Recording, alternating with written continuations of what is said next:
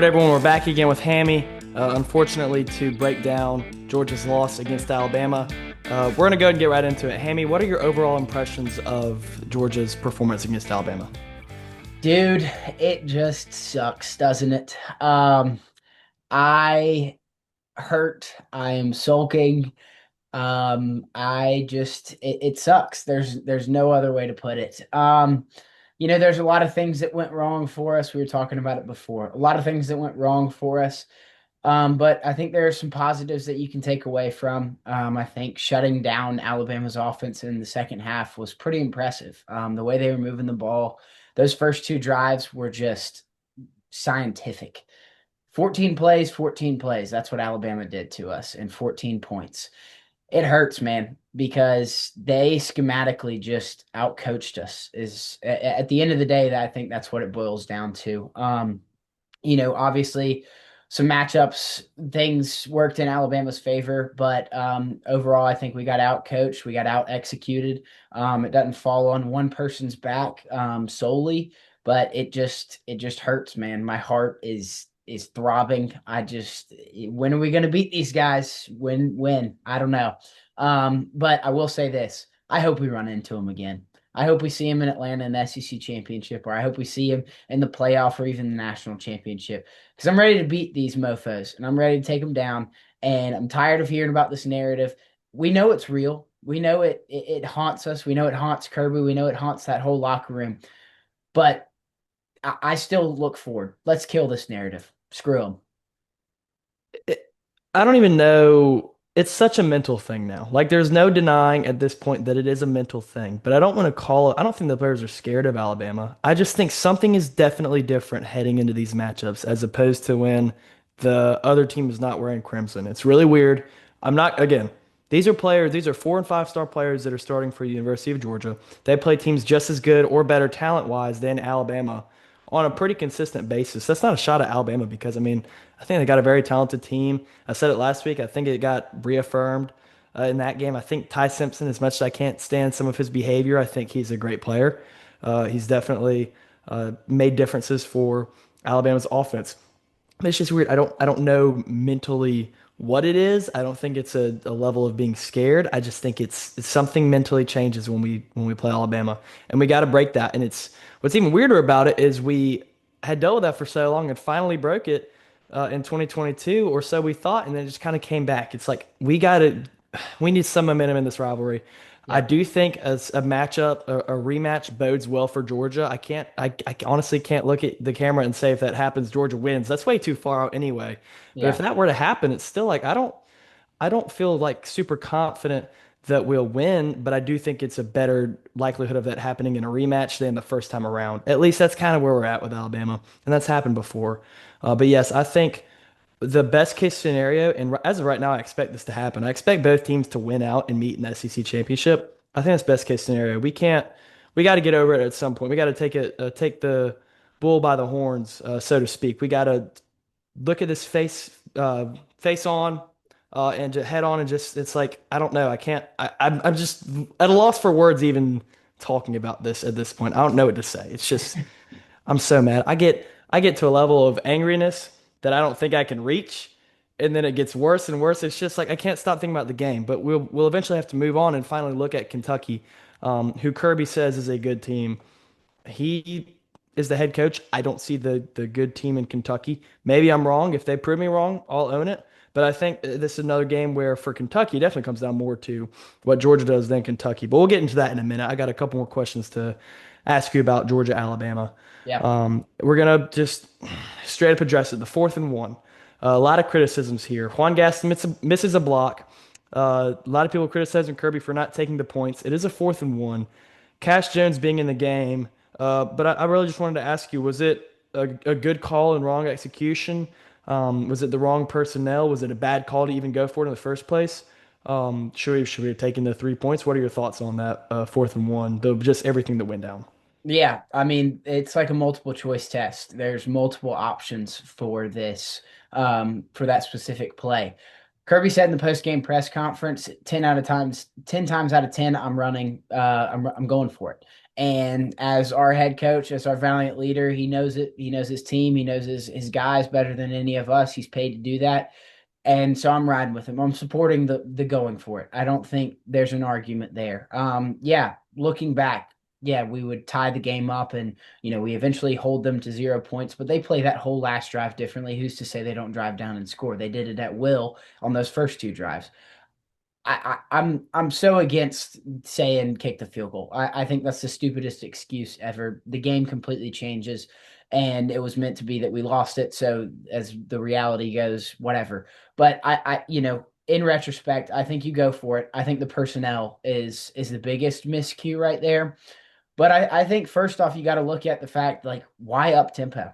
Let's pump the brakes. And Gunner might have gotten that first down on the run prior to. Uh, It's definitely a debate. I saw one angle of it yesterday where I'm like, I can't. It's too close for me to go out and post it, but it's like it's definitely worth a review in that time. But if we're going up tempo, it's I still blame the officiating crew should look at that, but that's kind of our fault for going up tempo and kind of taking away a chance for that to happen. I'll throw that out there. Yeah. And I think, that whether that happens or not, whether it's confirmed that he's short of the first down line to gain, you still go for it. But why Cash Jones? I love Cash. He's done a lot for us. I mean, he, pretty much single-handedly kept us in the Tech game and the Notre Dame game. He scored the only touchdown. Like there's no flack at for Cash. But if you look at it, I saw this stat the other day. Against top 25 opponents, Cash Jones has 17 carries. He has, or sorry, 15 carries, and he has 17 yards on those 15 carries against top 25 opponents. So that means he's averaging 1.1 yards per carry. One of those runs was a 15-yard gain against Clemson in the first game of the year last year. So if you take away that run, he's averaging like 0.025 yards per game per carry. Why is he in? Chauncey Bowens is a dog. He was doing it all game. He owned them. We owned the whole rushing game. And to be quite honest, yeah, that one play, we're going to look at it and we're going to analyze it. And Gaston missed that block and Cash got tackled in the backfield. We owned the line of scrimmage. Our running game we established. And if you told me, I don't know if anybody listens to Josh Pate, but he has padlock stats. If you told me that we outgained Alabama in the rushing category the way that we did, how we controlled that rushing game, I would have said we would have won by 2 touchdowns, which theoretically we kind of left like 14 points on the board. And I mean, Chauncey Bowens was going off, and that's what fires me up. I'm just like the juices are. We share that same exact feeling right now. We totally do. And I feel like probably a million people, a million Georgia fans right now share that same exact feeling. And it's totally tough to acknowledge that in hindsight, you're going to probably look at things a little differently. If Gaston hits that block, if Cash breaks the tackle, no one's coming out right now and saying we should have kicked the field goal. So when I make that point, it's totally in a hindsight way. If Yeah, we look at the way the game was going, even before they hiked it, part of me was like, why are we not kicking this? Because now Kirby has a tendency of taking some field goals when he probably could go for it, and then I guess now vice versa. I don't know. I'm not. I love the aggression. I just don't like the execution was bad. There's so many things. It's so tough when there's on pretty much three different levels. There's issues such as do we kick the field goal? Is that the right play call if we're going for it? Why is Cash Jones in the game? And like you said, I love Cash Jones. Cash Jones has been an elite receiving threat for Georgia. He's an elite third down back. He doesn't get enough attention for those things. Why is he in the game on 3rd and 3 the play before also though? I don't really understand that. I know it's a third down, but I feel like if we're not going to throw the football, and I know you can't just throw him in there only when you're throwing the ball because then that kind of gives it away that you're throwing the football. But it's like Chancey Bowens had 12 carries for 119 yards. When was the last time a Georgia running back averaged 10 yards a carry? It's been a long time, at least I believe, or it's been a minute since we've had someone who's done that against at least a top 25 team. Nonetheless, it's Alabama we're yeah, talking about. He got 10 yards of carry on. Josh McCray, I posted something during the game that compared him to like Marshawn Lynch. Just like I'm fired up watching that dude just bully this Alabama player into the end zone. Like you cannot tackle him. If you need 1 yard, I'm not exactly saying let's try to stuff it up the middle because that had struggled a couple plays before. That had been an issue a couple plays before. But Again, love Cash Jones, but if we're going to use him, let's use him to his strengths. Now, if we look at the play call itself, it's a beautiful play call. Again, I think there's a lot of criticisms that you could throw at the entire thing. I say kick the field goal before and especially after, but again, that's hindsight. That's unfair to really look at it like that. But if Gaston hits the block, and he's a fantastic player. Gaston's a fantastic player, so that's not a shot at him. He had a bad miss. He totally did. So he deserves some criticism for that, but he's a fantastic player. But it comes down to the fact that he missed a block, and if he doesn't miss that block, Georgia 100% picks up the first down, but maybe a touchdown, and it's pretty likely. It's pretty likely if you watch the play back, the angle's there. Yeah. But I feel like you could feel a sort of a sense of the crowd almost deflated in that moment. The crowd almost deflated. And back to your whole padlock stat thing, uh, Jake Fromm after the game even said, if you're giving me 220 rushing yards or whatever it was, and they don't score in the second half, I'll take it. So Yeah. it's just it's crazy to think about. If you had told me before this game that Georgia was going to run for 220 yards and Alabama was not going to score in the second half, I probably would have said it's a blowout. I mean, just, I don't Yeah. know. I really would. I don't know how it's not. I don't know how we're sitting here with those two stats and Georgia lost by 3 points. It's just crazy. Um, but one of the other things I wanted to mention, yeah, that running back room, that rushing attack for Georgia, we've seen it in some weeks before, but especially like this week, like it was different, and that's something to be excited for the rest of the year. I love Nate Frazier, but until he can consistently hold onto the football, I think Chancey Bones is the guy. And I say that because Chancey Bones breaks contact more consistently than Nate Frazier does. Nate Frazier is faster, but it's not like a wide gap. Like I'm watching that dude, Chancey Bowens on Saturday. Like he can run. He is fast. He's a very fast player. Um, McCray has got to be your goal line guy. You need 1 yard. You go to him or Bowens. But I do trust that Nate will be able to eventually figure out this issue. But there's definitely some work to be done there. I do think he's gotten better. One of his other criticisms we had for him heading into the year, or at least I did, was I feel like his vision wasn't that great, and I feel like that's even gotten better. He broke off a pretty solid run at the beginning of the game, but he just needs to consistently hold onto the football. That's two fumbles in the last 3 games. And then the other point I wanted to mention about that, you're right. We left points on the board. Like if Gaston hits that block, that goes from 21 to 28. If Taylor, who another great young player who just made a crucial mistake, he deserves the criticism for it, but it's the truth. He's a great player and he will be. If he catches that pass, we're talking 35-24. You can say the same kind of excuses for Alabama. I'm not here to make excuses. I'm just saying if Georgia executes, it could be a very different game. Um, but speaking of all these things, I want to transition into another controversial call in a lot of ways. The 3rd and 9 to end the game, and after that we punted it back to Alabama. So it's kind of a two-part question. I'll ask you the first part of it. 3rd and 9. What do we think about the play call? What do we think about maybe if you, I don't know, maybe you have some views on some of the plays that led up to the 3rd and 9? Like, what's your whole takeaway from that 3rd and 9? Just what occurred on that down? I mean, honestly, man, I haven't gone back and watched the game yet, and I haven't gone back. I just can't bring myself to do it. It's tough. It's And tough to watch. I've watched the 4th and 1 countless times just because it's all over. I haven't watched the 3rd and 9 much, but man, the thing with the play calling and stuff is, yeah, like, and you can go back to both plays, 4th and 1 and the 3rd and 9. Like, is it the right call? Is it the right personnel? Is it the right execution? What does the offensive line do? What is the blah blah blah? At the end of the day, Bobo's our guy, and I'm gonna stick with him. I thought he did call a pretty good game, but minus those 2 plays. We established the run. Me and you sat here, literally uh last week, this time last week, and said if we establish the run, and now we're talking about these padlock stats. If we get 220 rushing yards and outgain Alabama, we got it. We got the win in the bag. I just think there's a lack of execution that is, it just pains me. I don't know. I really don't know. Like you said, I mean, I we're feel like it's a bunch of things at this point. I feel like yeah. there's several plays you can look at and point to execution, but into the 4th and 1, kind of back to that. Like you can point at execution and you can look at coaching as far as the personnel.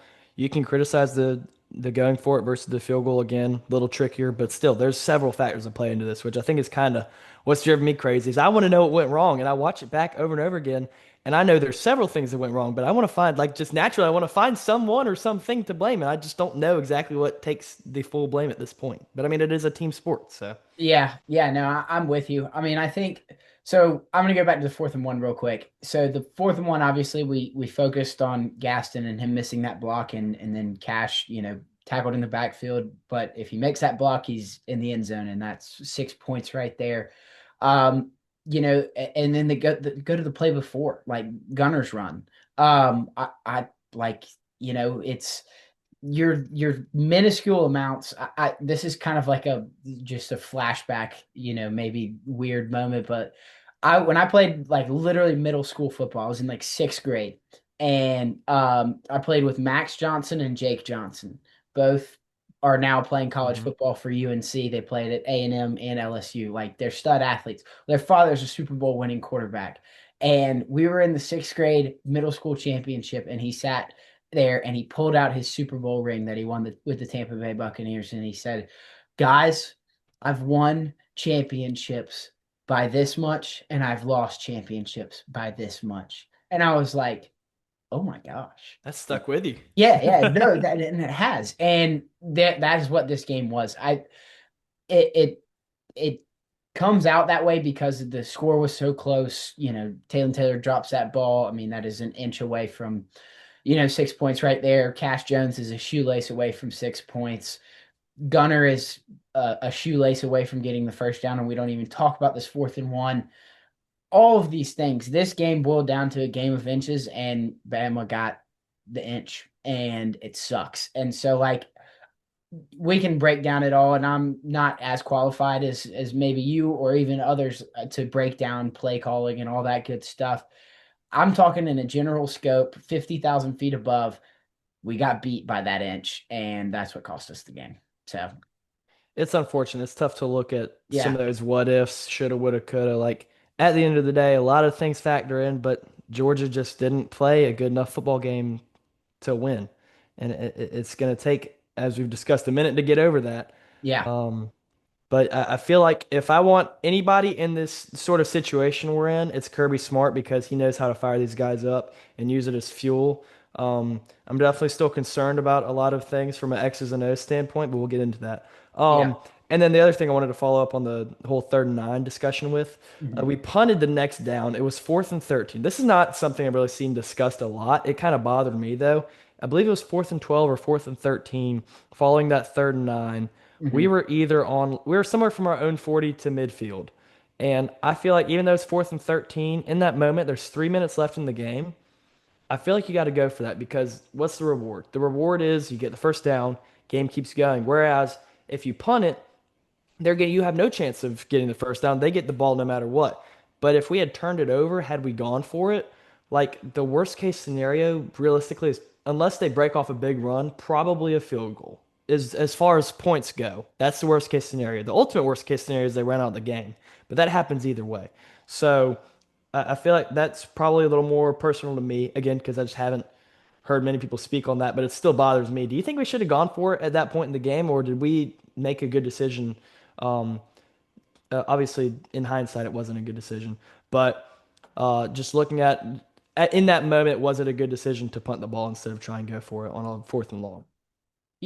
I mean, it's such a long distance to go for it. And I mean, after we didn't get the 4th and 1, we're playing scared at that point. And me and you, once again, going back to what we talked about last week, like, or I guess it was in the bye week when we were recapping the Tennessee game, like, Bobo and Kirby got conservative, and we started running the ball, and we started kicking field goals, and everybody's like, "Well, what the hell, guys? Like, we got to keep the foot on the neck." And like, and me and you said the same thing. We're part of that. I think Uh, we should have been a little more specific. yeah, and and now we're like, God, we should have kicked the field goal, or we should have gone for it and like been more aggressive and all that. I don't know. So it's like we're we're just fans at the end of the day, but it's so funny. No, going back to that play, I guess because of how our defense was playing in that second half, you kind of have to trust them. I'm kind of with you on, if you get it, then Bama plays that down, or if you don't get it and they have great field position rather than starting them inside their own 10-yard line or 15-yard line, whatever Brett Thorson pinned them to. Um, but they play that completely different. They run the ball, they run the ball, they run the ball, and then they get inside their 35-yard line and they just kick a field goal. And yeah, it might be with a minute left, but it doesn't run out the game. Whereas when they have the length of the field to go, they're technically still probably trying to get to that field goal range so they can take a 6-point lead.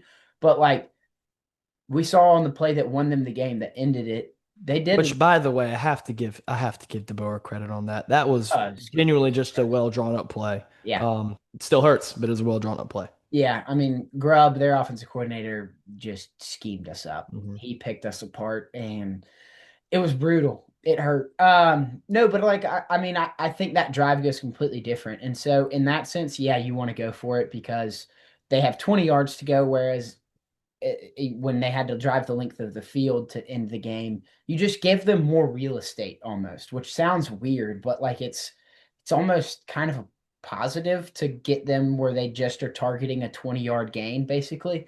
I don't know. That's just like an analytical way, and maybe I'm looking at it the wrong way. I I don't know. I like I mean, we go back to the or we you already said it, we're not paid. We're trying to get paid to talk about talk about Georgia football, and I'm just at a loss of words. Like it's so painful that I have no idea what to think, and it's back to the game of inches thing.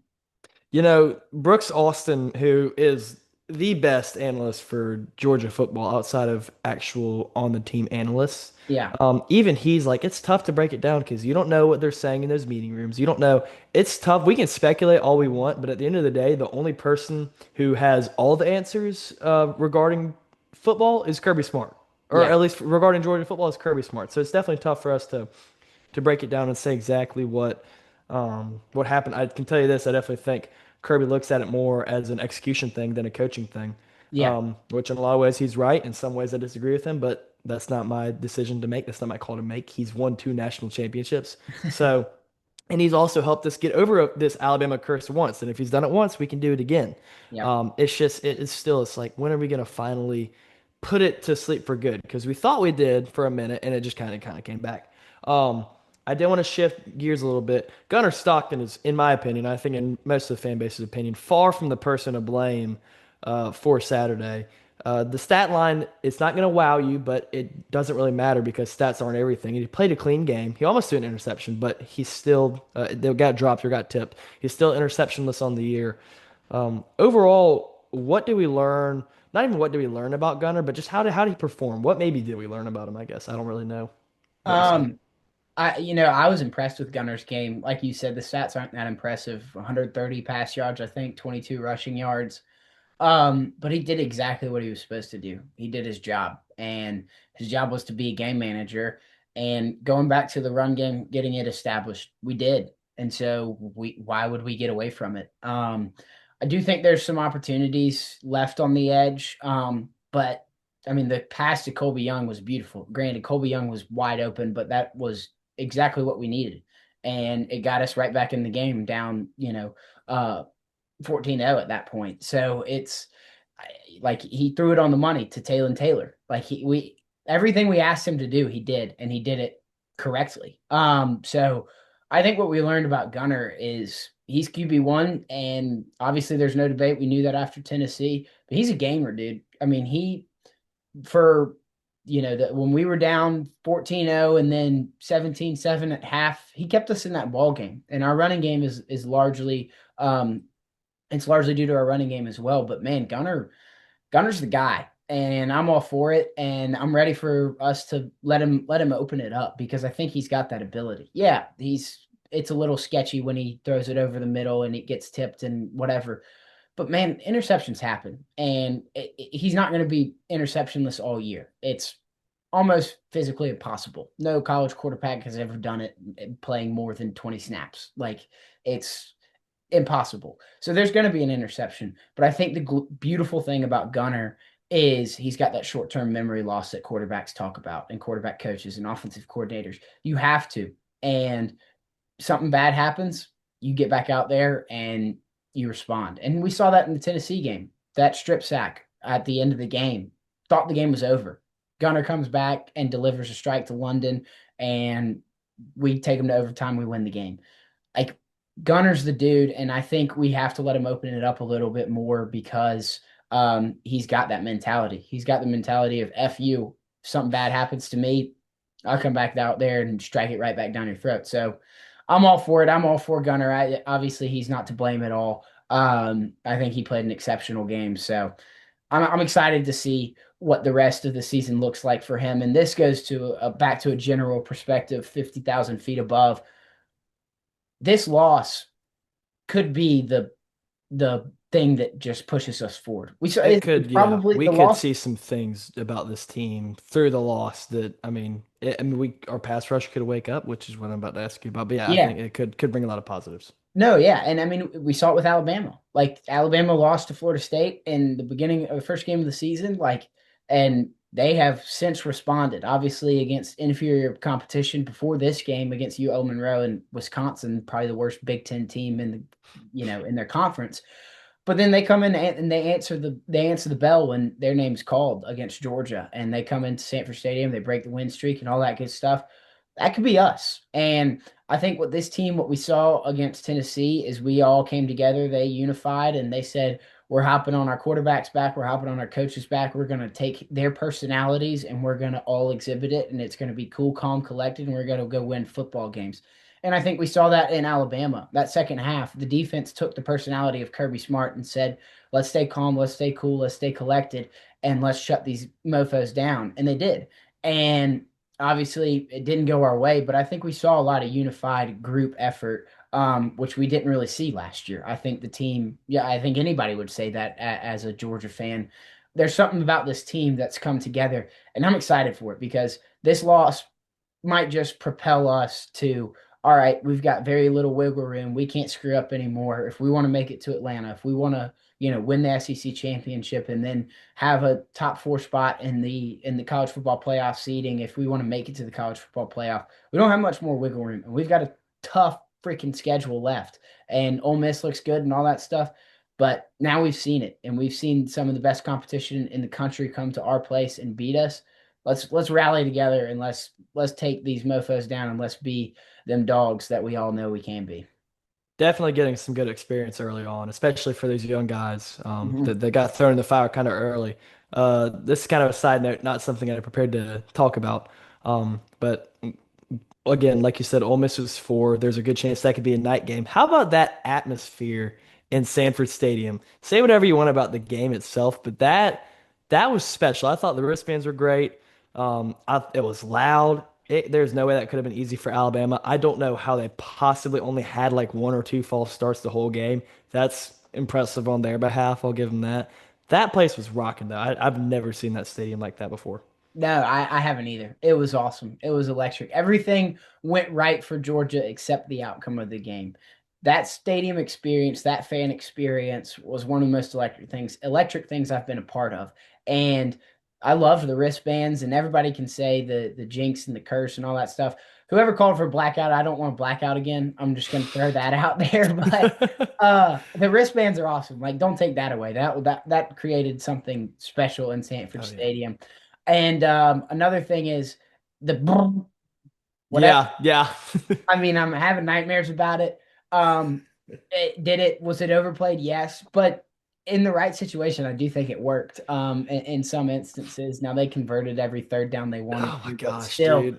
I um, didn't even throw that on here. That drove me crazy. They were 7 for 7 at least yeah, before we stopped them on third down. It was horrific. yeah. So I mean, they can reduce how many times they use the But let's keep that stadium atmosphere going like that. It's going to be a hard wake up call to get the fans motivated for this noon Kentucky game, but we're going to need everybody because we can't be sleepwalking into this. Kentucky's giving us trouble year in and year out, and granted, it's been in Lexington most times, but who's to say they don't come in here and do the same this year? So we've got to keep that place electric, and man, I'm excited because that stadium atmosphere it elevated us to be like, okay, Sanford Stadium is genuinely a hard place, and obviously we hadn't seen the wristbands and stuff. We saw the fireworks toward the end of last year. We haven't had a night game like that in probably forever. I mean, since Notre Dame Since 2019. that, since Yeah, one person I was speaking to said that that's the loudest they'd heard the stadium since the Auburn blackout in 2007. Like it won't get talked about as much because of the outcome, but as far as objectively what that atmosphere was, that was probably the best or one of the best. Um, that song you keep referencing, it was overplayed, totally overplayed, and they did it every second down. They did, yeah, and I can't stop getting videos of people complaining about how they have nightmares about it. I thought it was awesome. I'm yeah. one of those people who I can listen to a song get played over and over and over again, and as long as it's like a cool or it hypes you up or it's a good sound, for some reason that doesn't bother me. So I love that. I don't know Yeah, if they'll do it as much the next game, but they need to do it because definitely it's a very intimidating sound. Um, yeah. No, I've and then got so as far as the blackout though, yeah. I saw it that Wednesday the week before, like during our bye week. I Mhm. sent a text. I was like, no, no, no. We do not need a blackout against Alabama. And I know it wasn't really a blackout, but some people listened to it. A lot of people didn't. But I think we need to stay away from color themes at least against This is Alabama for a while. Yeah, this is my take on it. And I saw some accounts, and I'm not gonna say names and stuff, that are like, if you don't believe in the blackout, then you're just a sore loser and you believe in curses, and that's just excuses, excuses, excuses. Listen, here's my take. On the flip side, why do we need gimmicks to win? Like, There you let's go. just wear the silver breeches, let's wear our red jerseys, our red helmets, and let's go fuck some people up, okay? I'm gonna say it. Like I'm just gonna say it. Like I'm tired of the gimmick stuff. Like no more of that hoopla. Like let's just go out there and execute how we know we can. And that's what Georgia football is. At the end of the day, we are founded on traditions. We are one of those schools that sticks to our traditions. We've got the oldest chartered university in our backyard. We are built on tradition. Let's stick to the traditions. They've worked for a very long time. They've won us two national titles in 2 years. They won us two national titles before that. We've got some of the most historic players in the country. Screw the gimmicks. Let's wear red. Let's be hell, like we said last week. Let's be Georgia, you know? Yeah, that's great. That will get clipped. I don't know. I love the black jerseys. No one's saying we don't like the black Yeah, jerseys, but jerseys don't and I mean, I guess in the same way a color theme doesn't impact the game of football, but if it's a curse, it's a curse, and I'll listen to that. yeah, I'm a superstitious human. same. Even if it has no effect, and it doesn't, it has no effect. I acknowledge that it has no effect. But I feel guilty if I would have worn a black jersey to that game and we would have lost. I would have felt guilt somehow on myself. So that's just my whole take on that. Same. But this is great, riveting discussion about our jerseys and our themes. But I kind of brought it on into this conversation. But back to the game. Um, Georgia's pass rush is just, and we have some great players on the defensive line. We have some edge rushers who we know can get to the quarterback because we've heard about it and we've seen it, but it has not been there. It's been horrendous. I keep telling people there's been a bad pass rush, and I keep getting the response, it hasn't been bad. There hasn't been one. There has not been a pass rush present to be bad.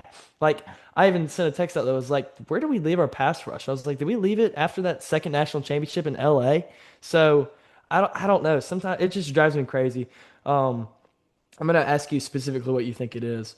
Was talking to a guy earlier, the legendary Zach Cannon. He'll love this video when he sees it. But he was talking about how we had guys like Jalen Walker and Michael Williams and guys on the defense last year. We went into Texas and just destroyed Texas with our pass rush.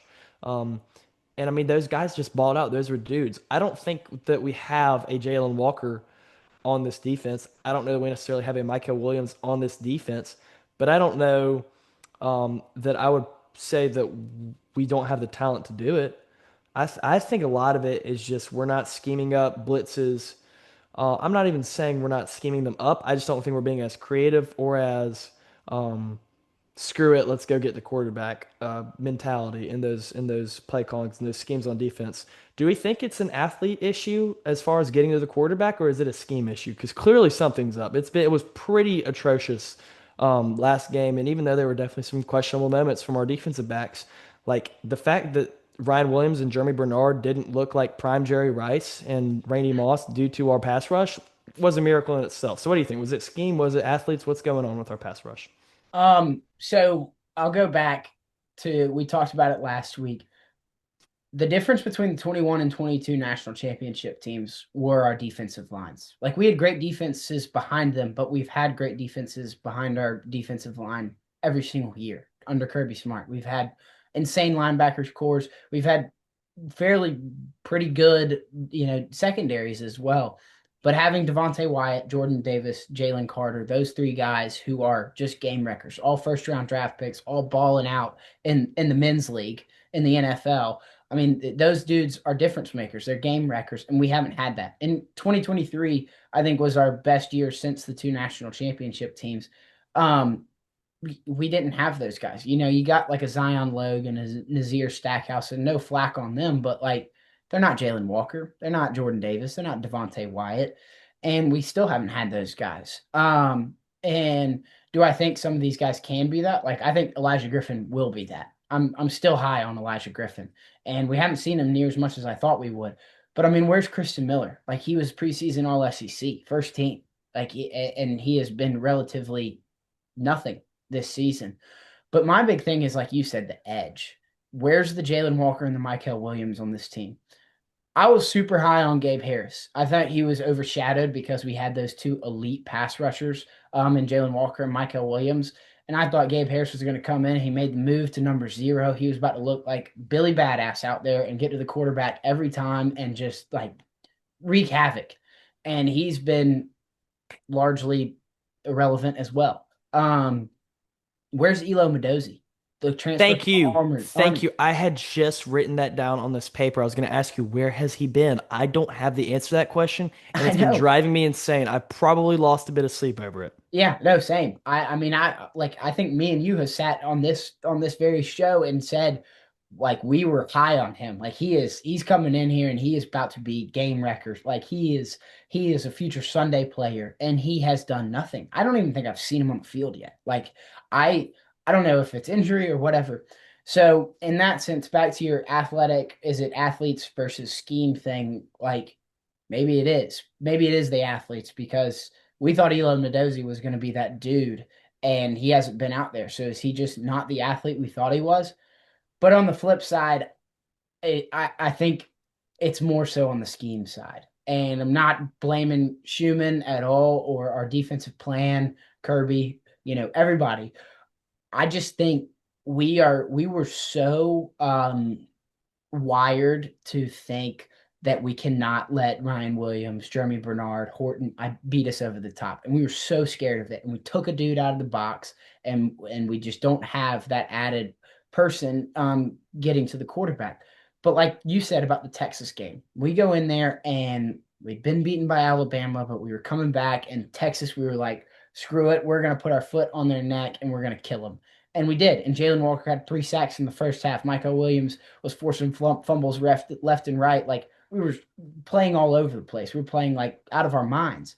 But you also look at that game. What else was happening? Dalen Everett was blitzing from the corner. We haven't seen that at all. Where's the Mm. safety blitz? Where's KJ Bolden in the backfield like he was last year? Like we have to create some scheming things where we just give the quarterback some mixed up looks and get in their face and get them to the ground. And it's been largely non-existent this year. And I don't know if it's just because we're playing so traditional that we have to have because we need all the help we can in the secondary because we're struggling on one side of that, or if it's just don't have the athletes. I don't know what it is. I like it. I've lost sleep over this. Like it's bugging me and it's really pissing me off. And it almost cost us the Tennessee game and it cost us this game. And I just think we have to get to the quarterback because it's going to keep costing us against a team like Ole Miss, who's got an insanely good quarterback, some weapons on the outside, a good rushing attack. Like if we don't clog up the middle, we are screwed. Texas potentially. I mean, they're going to be scary. They're going to come in here hot. They're going to come in here vengeance. All that stuff. We haven't really seen much from Texas this year, but God, I mean, Arch is threatening. And if we don't get to him, we don't get him on the ground, it's going to be a long night. Same thing. I mean, even with Florida, even with Auburn in 2 weeks, like going to Auburn and not getting Jackson Arnold on the ground. That's the only part of their game that works on offense for Auburn is Jackson Arnold running the ball. Their running backs are decent, but they got completely shut down by Texas A&M. They have no passing attack. Jackson Arnold can't throw the ball. So that's a perfect opportunity. Get to the quarterback and shut him down, and we will blow Auburn out of the water. Florida, DJ Lagway is as much as Florida has sucked this year. If we don't get him to the ground, he is a dangerous rushing attack. Like we have to get to the quarterback, or else this season is going to hell in a handbasket. A lot of stuff, and I agree with pretty much everything you said. Yeah, But back on Elam Adozi, one thing I did hear I mean, he's coming from Army and love the troops. yeah. Army doesn't play the level of football or the teams uh, that we do. So maybe that's part of it. Maybe he just hasn't seen SEC football and he's not ready for that level. I don't know. I don't know. I would go and get him out of the portal and why he'd be so highly coveted if he wasn't a guy who could make an instant impact. A lot of what I had heard post spring was that he was the biggest impact player post spring. Hmm. So it really, I can't make sense of that at all. But that's part of that. As bad as the pass rush has been, our run defense has been really good. It was good for about 3.5 quarters and then some versus Tennessee. It was good really the whole game against Alabama. Hmm. Um, the run defense has been great. So that kind of makes me feel like we've got the guys to do it. If we can stop the run, I don't know how you can be so good at stopping the run, but so bad at rushing the passer. I know those are different in their own ways, but it's like I do put a lot of that on coaching. Glenn Schumann is an incredible linebacker coach, and when he was paired with Muschamp um, for 22 and 23, the defensive coordinating and play calling was good. And I Yeah. think a lot of that credit goes to Muschamp, obviously, because I think Muschamp is just And a fantastic Lanning. coach. And Lanning, when it was otherworldly the way that Dane Lanning would dial up pressures. Yeah. Like this dude, yes, he had N'Kobe Dean. Yes, he had Jordan Davis, who takes up two or three people at a time to block him. Yes, he had Jalen Carter on that same defense with Devontae Wyatt and Adam Anderson for a little bit, Yeah. and and Robert Beal Yeah. and Nolan Smith. The list goes on and on. He had the athletes, he totally did, but he schemed up blitzes. It was again otherworldly. Just we're pressuring guys all the time, first and second down. One of the things that I think is kind of Georgia's issue, at least in that game, is they don't want to blitz on first and second down. We've got to find a guy who can blitz out of a true inside backer standpoint. We got to find a guy who can get low and get through these gaps in the offensive line. Right now, I don't know that we have that. I don't know that I've really seen CJ Allen. CJ Allen's a great player. Raylan Wilson's really taken a step up this year, but I don't know that I've really seen either of them really make an impact when they're blitzing. So that's got to be fixed. There were a couple times that we did get around on the edges last week, but it just took too long. I think it comes down to that starting three on the defensive line. Again, very good at stopping the run, elite at stopping the run. We outgained them on the ground by a decent margin, I think. But we've got to figure it out. If we can't get a pass rush, I could go out there for Kentucky on Saturday and dot up our defense. That's just the way it works, and that's probably a little bit of a stretch, but like when you have 5 seconds to throw the ball, you're probably gonna find somebody or you're gonna find a lane at some Hmm. point. It's just the way it works. Um, I want to ask you quickly about this, and then we'll move on to Kentucky for just a minute. The offensive line has been a huge concern of mine following that Tennessee game. They had their moments in this game, but I think they overall performed pretty well. I think the stats were pretty solid. I think they didn't really allow that many pressures. Hmm. Did they do enough in this game to win the game? Do they carry much blame in your eyes for what happened? They really don't. We're gonna look at that 4th and 1. I mean, we've talked about it enough, and how that was a busted block, and they got to the backfield and ruined that play. But I mean, look at the rushing attack for the rest of the game. Like that's what I keep going back to. That's what we asked of them to do. Like me and you sat here and we said we got to establish the run, and we did, and that started up front. I thought Micah Morris played an insane game. He looked really good. Drew Bobo, same way. Um, that right side is very concerning though. Whether it's Gaston, Ernest Green, Glover, like whoever's over there, it's either young or it's hurt. And so it's going to be a concern until we either get completely healthy and we find the dude, like the dude. And I just but overall in the Bama scope, I think they played a pretty decent game. I don't think they're all in part to blame. I think this blame falls on everybody's shoulders, not one coach, not one player. And I definitely don't think the offensive line should take the brunt of it. There's some blame to go there, and there's always room for improvement. Um, I think you posted it. Sam Pittman's fired. Just saying, like, I mean, I mean, come we on, don't we ask him we can go get much. him. We don't. That's what I said. I said I Yeah, don't ask much, guys. yeah, And I actually had that written down, but you mentioned that, so I have to. Uh, I am obligated to bring this up now.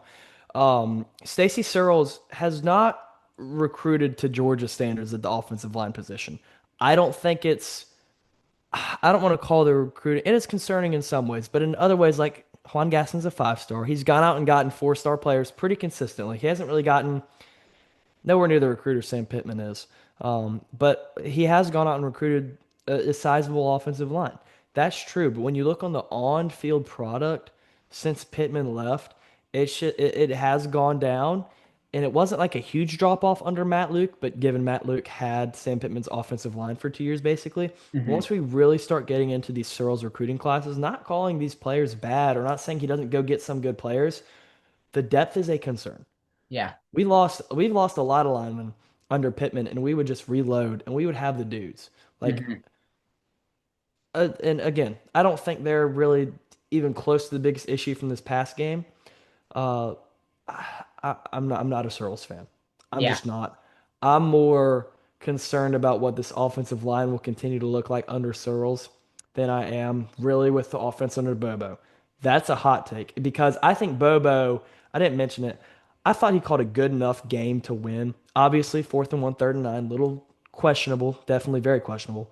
Um, but it's like we get a block, 28 points. Catch the ball, 35 points. And again, excuses shoulda, woulda, coulda, but it's like execution is a big part of that. But Stacey Searles' offensive line has pretty much downgraded from year to year. Not pretty much. It has gotten worse every single year. And the recruiting, even though it's not horrific, it's definitely concerning as far as Georgia standards overall. Um, Sam Pittman, I love Sam Pittman. I love him from who he is as a person, and I just love the dude as a coach. The offensive line was so good under him. I've never seen as consistent of a unit, yeah, and as deep of a unit. We don't have depth right now. We can't under Pittman. Like you could lose a guy, and it would probably hurt, but you would have someone under that player that could just show up. You don't have that this year.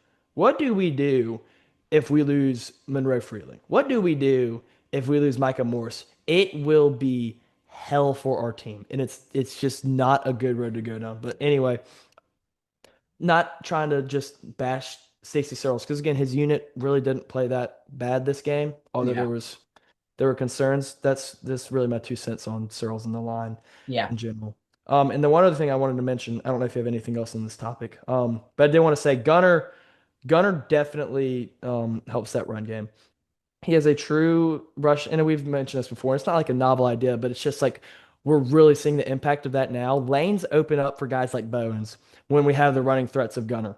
yeah, I really don't have much else to add to that. That's just what it is. That is what it is with Gunner. The fact that he can run the ball so effectively, guys are going to be open, lanes are going to open, and we saw it last year early in like that Texas game. I think more and more teams, the more we can run the ball with him, if we'll give him more quarterback designed runs, I feel like that could give other teams more respect for what he can do on the ground, hmm commit some more players to the quarterback run so that it opens up our running game.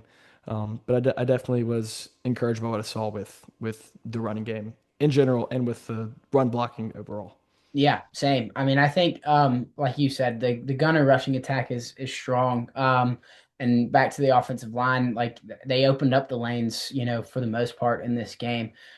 Going back to the 4th and 1, I know we're going to keep harping on it, but it was a read. I mean, it technically was a read option play, and Gunner could have pulled that ball, and the dude bit hard on Cash, like coming in from the Mhm. left side, like bit hard, and Gunner could have slipped around that. That's neither here nor there, and I'm not blaming Gunner on not making that read whatsoever. The play was designed for it to be Cash Jones, but I just back to the Sam Pittman thing. The greatest story that I keep going back to on Pittman, and I thought it was going to work out for him at Arkansas. There's like there's personalities in college football that just match with teams, and I thought Pittman in Arkansas was like Yeah, match made in heaven. Um, absolutely. but I keep going back to that. I got to be good friends with Tate Ratledge, and when Tate was committed to Georgia, that offseason is when Sam Pittman went to Arkansas, and Coach Pittman went to Tate and said, and Tate was like, I want to follow you to Arkansas. I'm coming with you. And Tate was a highly touted recruit, five Hmm. star, borderline 4 star, and out of Darlington in Rome. And Coach Pittman looked at him and he goes, "Son, I don't want you to follow me to Arkansas. You need to stick with Georgia. You need to stay with this program because that's the right place for you. That's the right answer for you to get to the next level. And I know that's what your end goal is." How can you not love the dude? How exactly? Yeah, like that is the greatest respect story of all time. And that's just how he recruited kids, though. That's a testament to Sam Pittman, who he is as a person, but how he recruits. Like he trusts these dudes trust him, and he trusts his offensive linemen to go out there and execute because he's invested his time into them. So I mean, I'm all for Sam Pittman. That's just a little tangent I had to throw out Oh there. yeah, But oh yeah. no, but I mean, I think this offensive line can improve, and it's we saw some promise. I will say that against Alabama. I'll end it. Definitely, definitely some improvements, at least from 2 weeks before. And I think a lot of my point with Pittman, again, I have my criticisms of Searles, but I think Pittman's just that good. He's like a guy you can't, I feel like you can't pass on when you got him right here. We're gonna shift just a little bit. There's a lot of talk about Alabama. Yeah, Glad we got some anger out, yeah. got some stuff off our chest. I'm not asking for anything specific. No score prediction. No hot take. Just what are your early thoughts on this Kentucky game? What do you have to say overall about this? I think what Kirby said in the Monday presser yesterday was awesome. Somebody asked, what are the highs, or how do you handle the being at the highs of highs like Tennessee, and then the lows of lows to against Alabama? And Kirby just said Kentucky. That's my that's we got to go That's get. what sets Georgia apart. Yep, Is and that guy at the helm? yeah, and and like we said, I said it last week. I've said it today. We take on the personality of our head coach, and that's what the best college football teams in the country do. They take on the personality of who their head coach is in their playing style, in their practice style, in their locker room style. That's who you have to be as your head coach because that's who he's coached you to be. And I think Kirby's done an exceptional job of that, obviously. Um, so it's next man up. It's the next tree. Keep chopping, and when that tree falls, it's on to the next. I think when you have a SEC slate, it doesn't matter if it's 2014 Vanderbilt and 2015 Alabama, 2020 Alabama, 2019 LSU, and you have those games back to back where it's just the worst of the worst and the best of the best. It's the SEC, dude. Like Kentucky's going to come in here. We still have a target on our back. My main thing is we cannot let Alabama beat us twice. We cannot let the emotions get in the way. We've got to go out there. Let's open it up. If we win the toss, I want the ball on offense. Like let's get on offense and let's just air one out first play of the game and let's just put him to bed early. Get Let's in the win rhythm. 52-14. Yeah. Oh yeah. Let's put up a lot of points and hold them to just a couple points. I know it's Yeah. very obvious, but no, I think at some point we've got to break this streak of we don't start quick. Yes, we had a 2 minute touchdown drive, 2.5 minute touchdown drive versus Tennessee to start the game. After that, you couldn't get anything going for about a quarter. Yeah. Like, and this wasn't an issue until Bobo got here. Again, not critiquing Bobo as far as that game. I thought he called a good enough game for Georgia to win, and execution just wasn't there, though I had criticisms of some of his crucial play calls. This is an issue that we've seen. We didn't see this under Monken. We didn't have the talent in. I'm not even going to say that actually. We had Stetson and, or sorry, we didn't have Stetson. We had Ladd and Brock in that first year with Bobo, and we still found a way to start slow. Yeah. It's I feel like that's really tough to do. And Yeah. obviously you've got a younger quarterback, but that was arguably Carson's better year. Carson played a great 2023 season. People don't Yeah. really give him enough credit for that, but he played a great football that year. And even that season, it's like we always started slow. We never scored a touchdown to begin the game. For a good like 5 games there, uh, the other team scored first Hmm. and every game straight. It's really concerning, especially when you go. And I know like we mentioned the line, but they weren't really the issue this week. When you have guys, when you go get guys like Zach Branch and Colby Young and Noah Thomas, who I think we'll eventually see, I'm still upset that he hasn't really had a chance to make a play. It's not his fault at all.